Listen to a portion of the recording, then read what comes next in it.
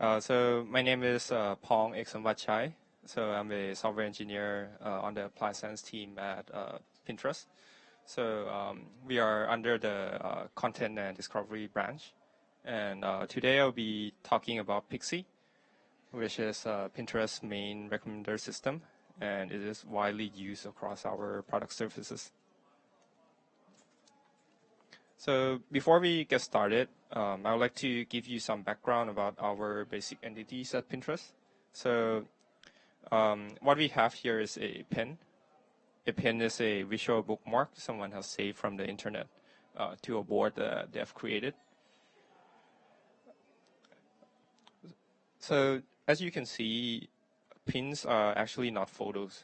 A pin is dynamic, so it has metadata and links back to the website that it came from. So as you can see, the photo of the cactus here under the hood is actually the location of the national park that the picture came from. The other entity that is very important to us are boards. So you can, a board is a greater collection of ideas, or in other words, just pins. Now, people save pins for very different reasons. If you take this pin of the kitchen here, one person might save this pin to their blue accents board. The other might be saving the exact same pin to their vintage kitchen board. Someone else save it to their fireplace board.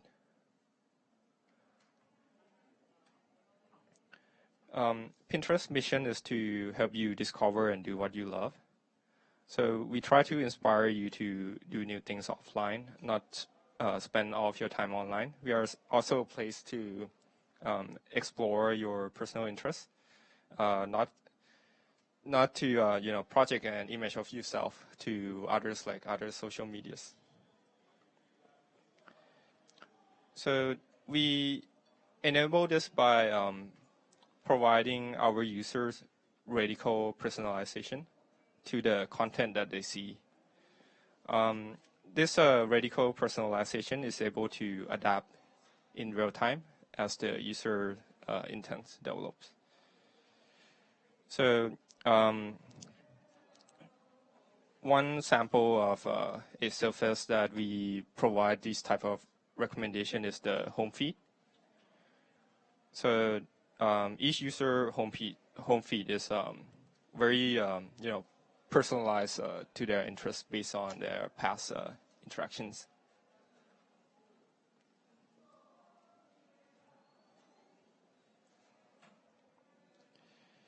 Okay, and behind home feed is actually our recommender system, Pixie. Pixie is designed to provide really relevant and narrow, as well as responsive recommendations from our set of 4 billion pins to 1,000 pins in real time. Obviously, in real time here, we run into pretty strict latency constraints as well. So real time here, I'm talking about something like a 50 millisecond P99 end-to-end. So to give you an example of how well our recommender system can work.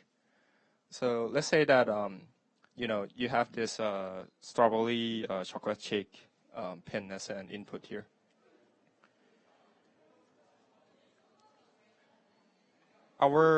So Pixie is able to provide these kind of candies back.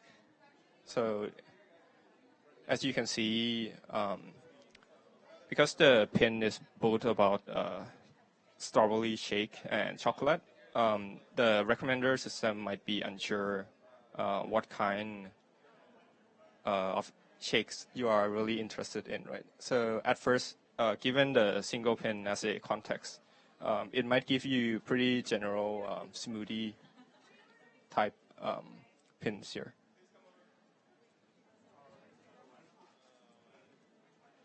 However, as the query gets more complicated, we now know that when the user started with the strawberry shake pin, And then he or she started looking at muffins and chocolate cookies. Then we know that we'll be able to narrow down to the type of the content that the user is interested in. So in this case, as you can see here, we started to provide a lot more candidates here related to chocolate and cookies, as well as shakes that are pretty relevant here. So you can see the similar chocolate strawberry shake there, and also a shake that is based on the cookie dough on the right side. And today,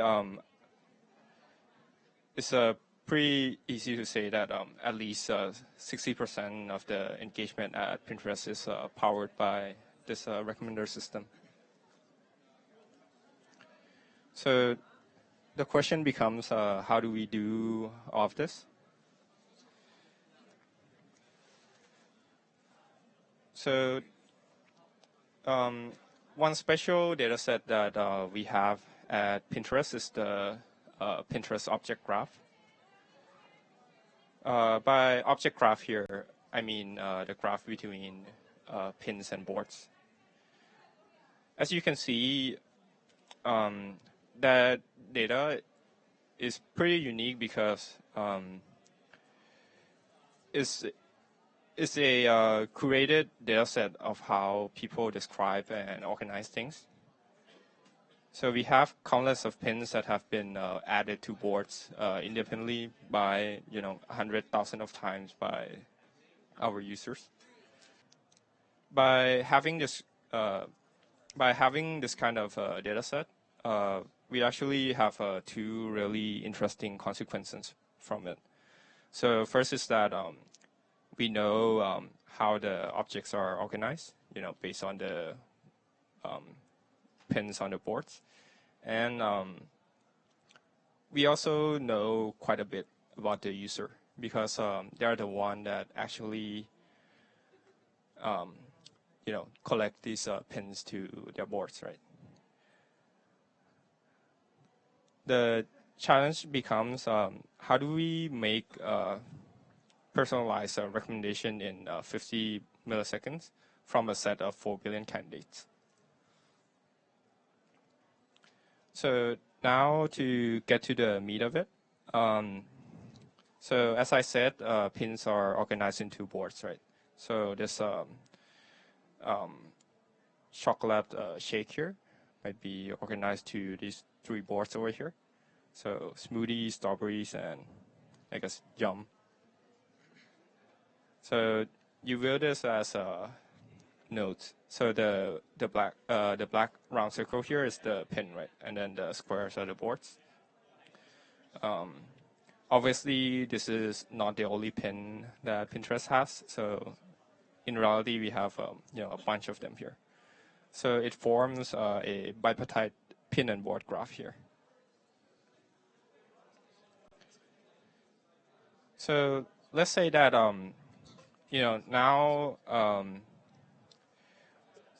you want to find related pins. So given the queue here, which is our query node,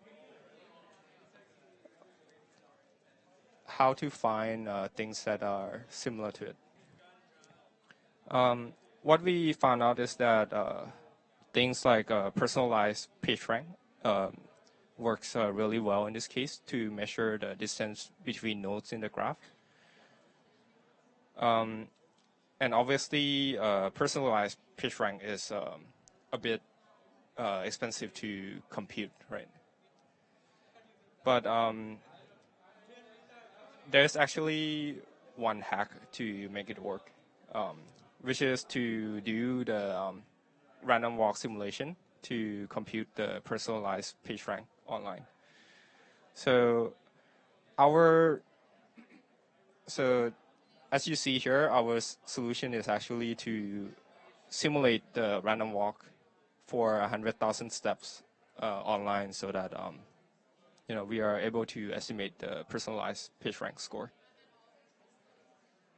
To give more detail on how the basic random walk work, I wrote a short pseudocode over here. So let's say that the queue is the query node, right? And then we want to find other nodes that are closely related to queue.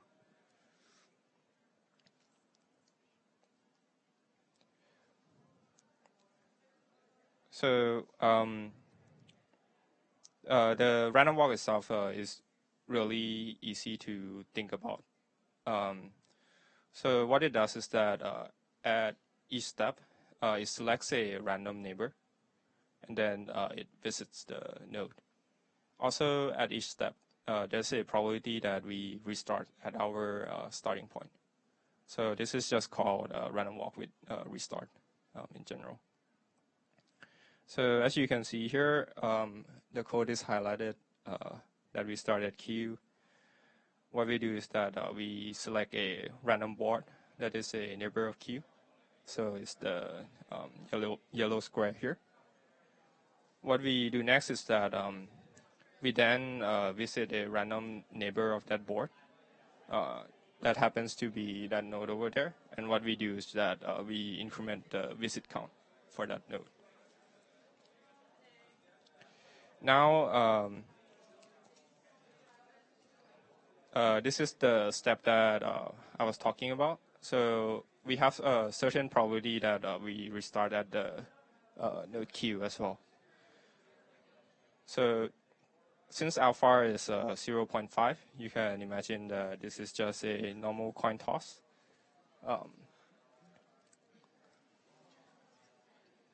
We decided here that we didn't want to restart yet, so we continue our walk in randomly sampling the neighboring board, and then from the board, randomly sampling the neighboring node.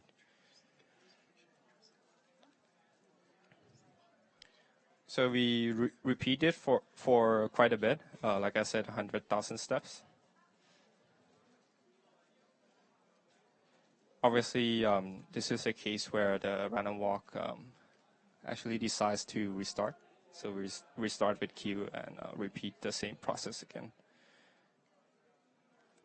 So after doing this for 100,000 steps, you'll be able to see that we have this nice distribution of visit counts for queue's neighboring nodes.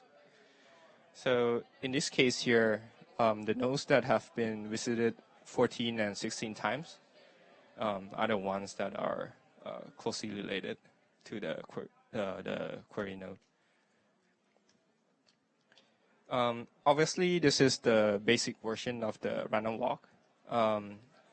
In practice, we actually have multiple extensions to this.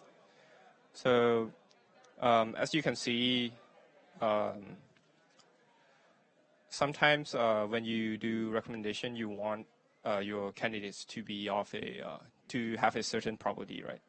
So for example, if we want to recommend pins in the local user language, what we can do is that we could try to bias the walk so that it tries to walk to a board that matches the user language first. Same with pin gender, so we can do the same exercise here. This solution is also really nice because we are not locked to the pin and board graph before. The solution is generic enough that it can be applied to other type of graphs as well. So an example that is given here is the user to pin graph. So something like this might be based on the user session. You might have something like search query to pin graph. So this is search query to the most interacted pins.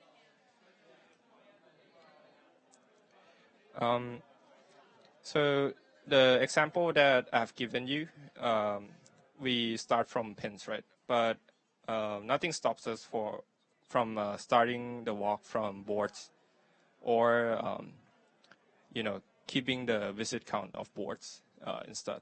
So in practice, we actually have three main clusters that we have Pixie for. So one cluster supports the pin-to-pin recommendation, the other supports pin-to-board recommendation, and we also have a special pin-to-ads one.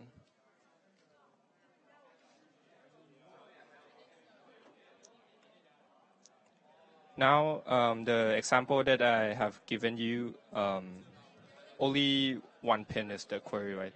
But this concept here can be easily extended when you have multiple pins in your query set. So it depends on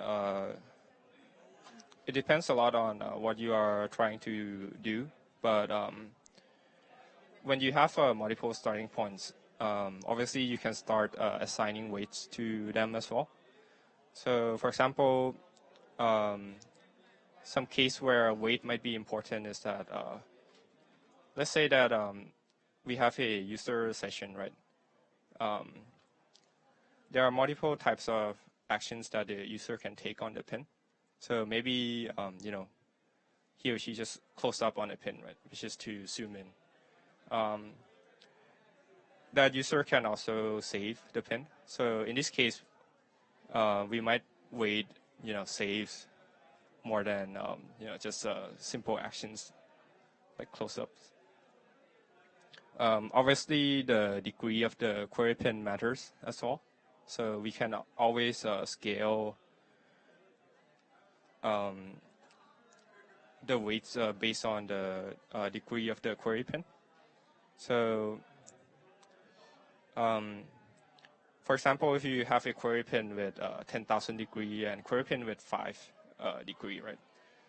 So obviously you would want to allocate more random walk steps to the pin with 10,000 so that we walk enough so that our results converge.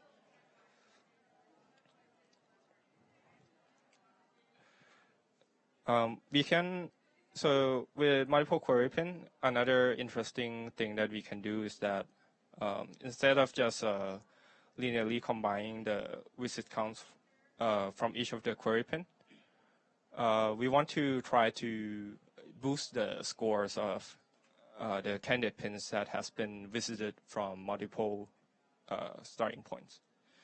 So, for example, this equation here is pretty much just the square root of the visit count from starting from the small q here.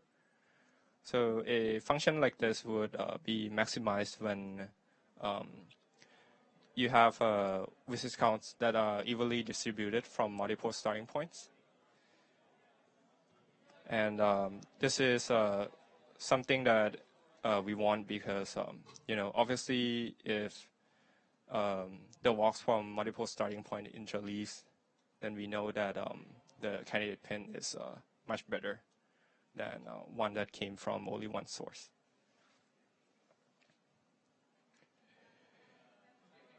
To be able to meet our latency requirement, we also have many optimizations that we do.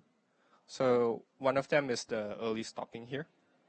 I told you that ideally we only want to retrieve a pretty small top end, like 1K here, right? So in reality, we actually don't need to walk the complete 100,000 steps every time.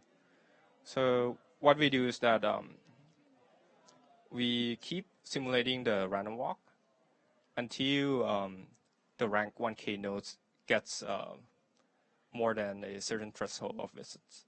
And this is really nice because at the end of the day, we don't really care about the rank of the top 1K things that we return as well. So doing something like this would at least guarantee that the top results are the same, even though the order is different from each other. Yeah, but optimization like this actually helps us quite a bit. You can see that we actually gain a 50% drop in P99 here.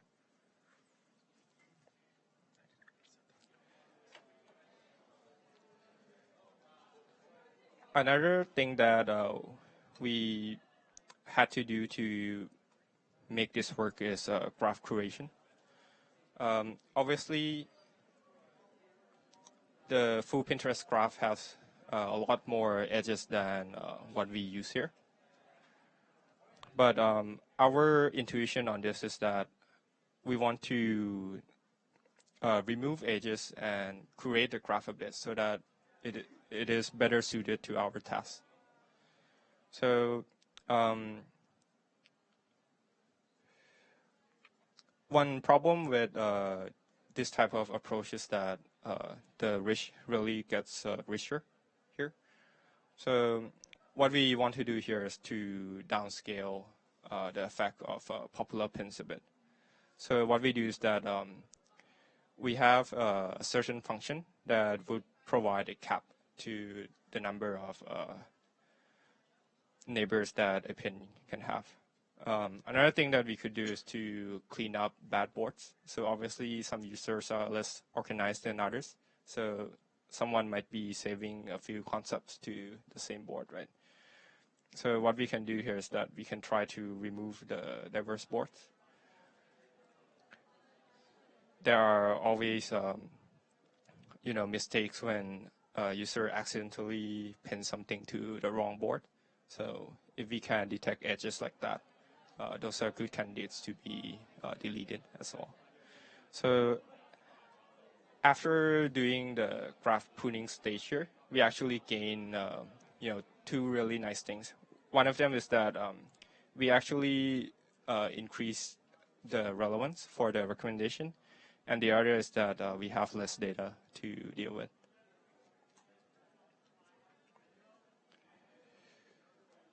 So I told you the general idea. Now we can see how it's done in production. So what we do is that we fit the entire Pinterest graph in memory.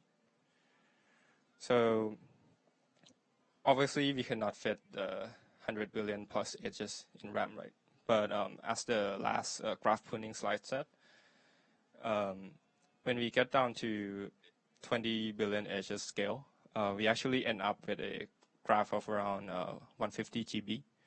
So, 150 GB is still big, but at least it's manageable. So in our case, we actually load the 150 GB here into memory. So to give you more detail about the architecture, there's a graph compilation process that pulls the data using Hive jobs, which is similar to Hadoop jobs. What we do is that we have a graph compilation machine that takes this raw data and then parses it into a servable format. For each of the machine, when the machine is started, it tries to download the latest version of the graph from S3. And pretty much,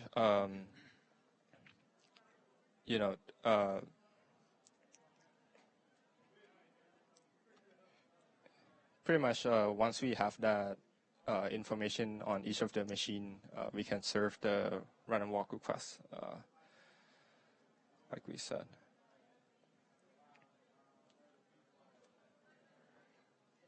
Cool. So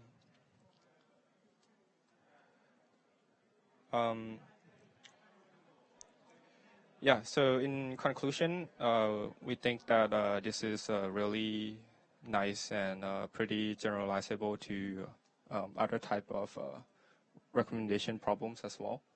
So for example, we can create many type of graphs.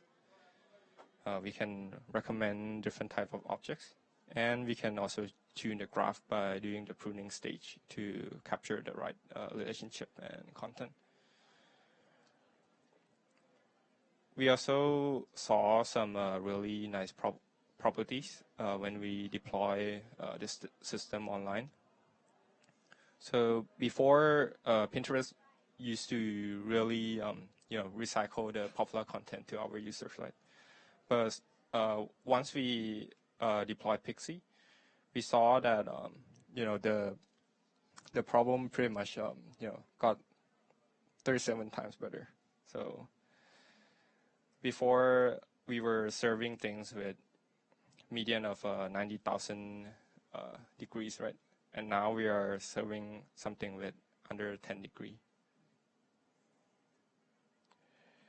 And despite recommending these less popular content, we also saw that it's much more engaging than before. So these are actually the real numbers that we saw when we ran the experiment. Pixie, obviously, from the example, powers home feed. It also powers lily pins. So this is when you close up on a pin, and then the feed below contains similar pins to it.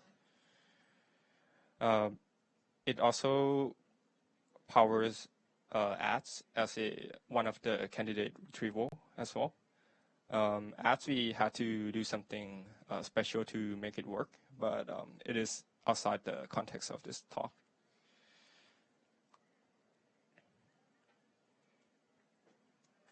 Cool. So we have about 15 minutes left, and we have an open mic over here. So pretty much any questions that you have, please feel free to ask.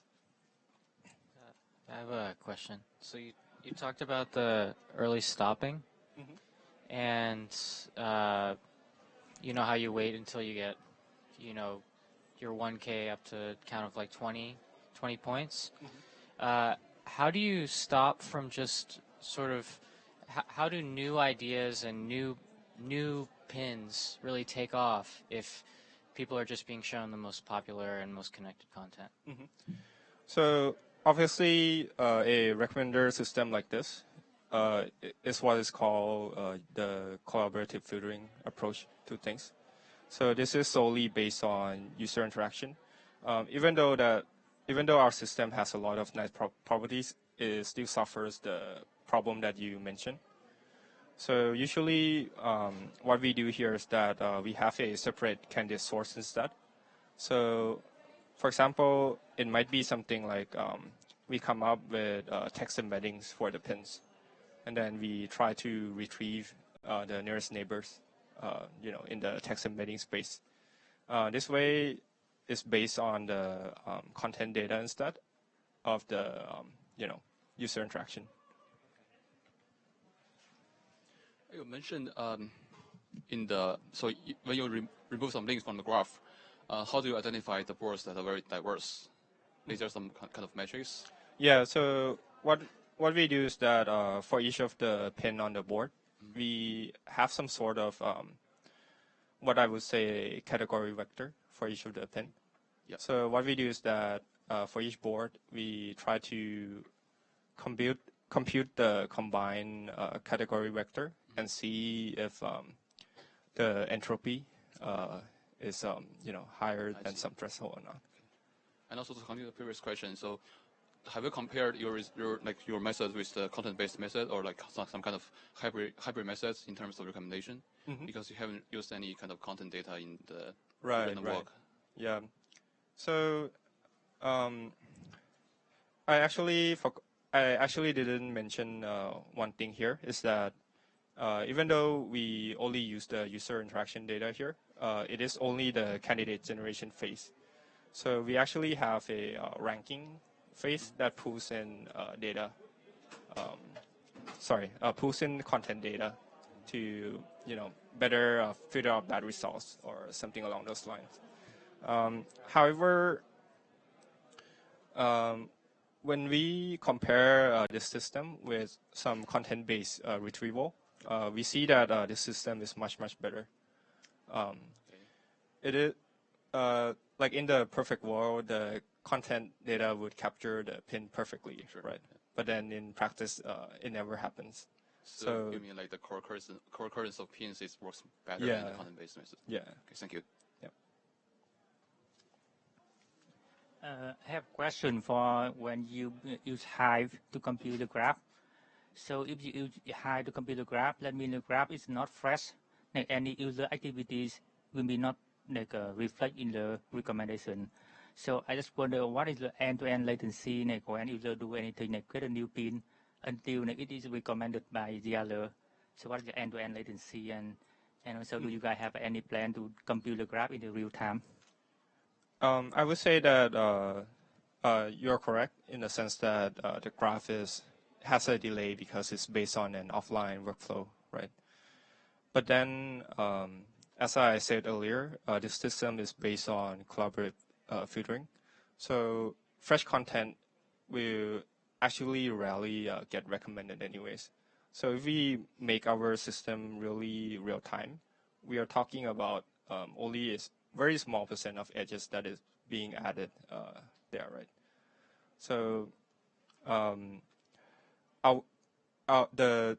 it's kind of like the main focus for this recommender system is to try to recycle the content that has been there before really well, and then let the other candidate sources handle freshness. Yeah, but like, maybe user may like more interested in the fresh content, so you can give like more weight on the fresh new pin, so it can be recommended to. Yeah, it's a double-edged sword, right?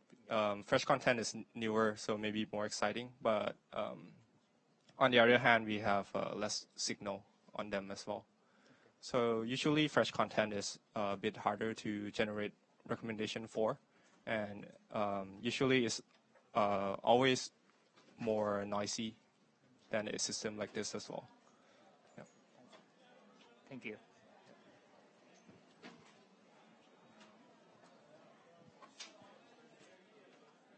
How do you handle user cold start problem? Like a new user comes in, how do you recommend content?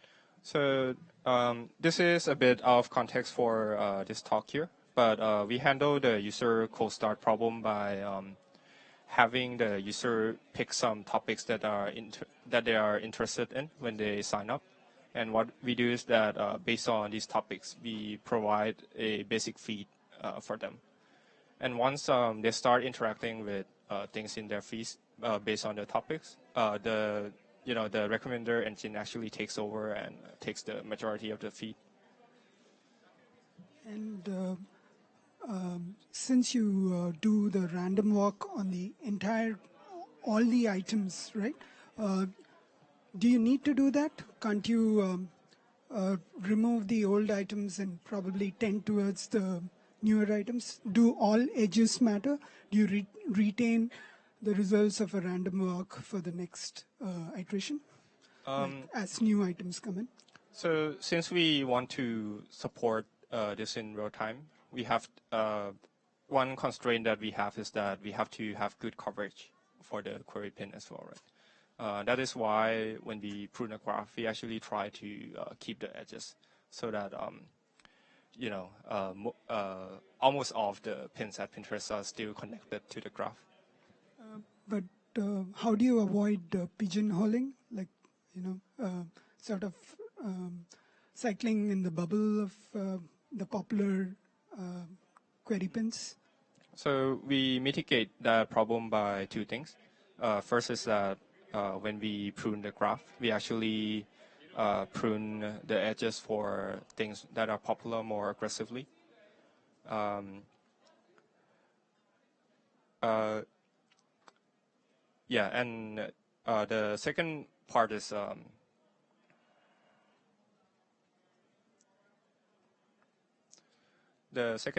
when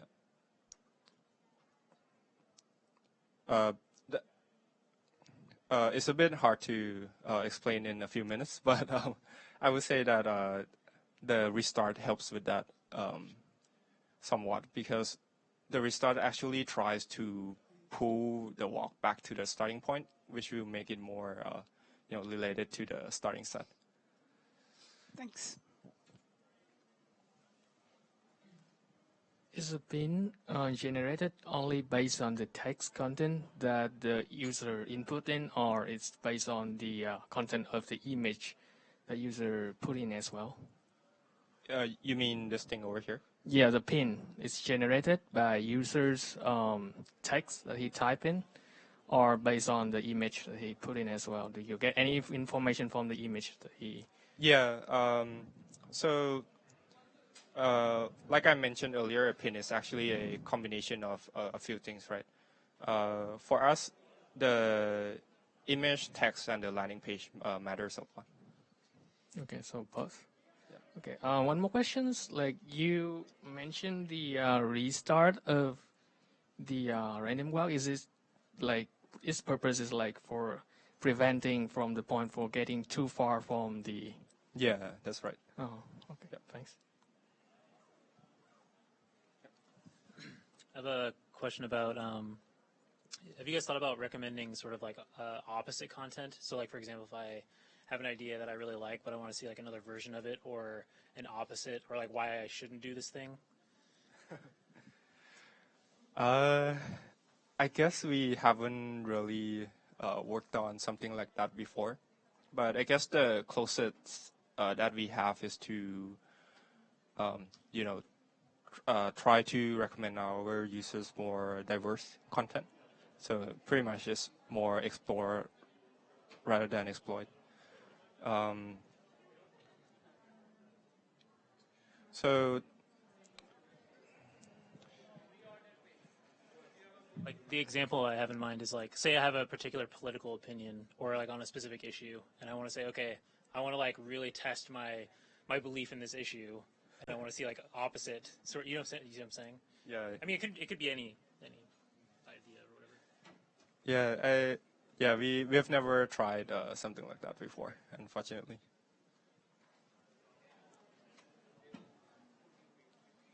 Hi. So how do you use the text embeddings, image embeddings, and the embeddings which are generated from the click stream of the user? So how do you generate a unified embedding for a pin? So this is a bit outside of the scope of this talk, but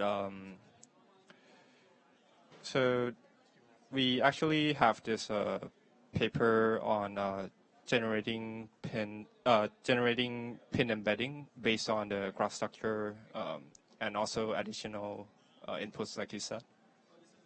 So this is, if you're interested, is the KDD pin sage paper.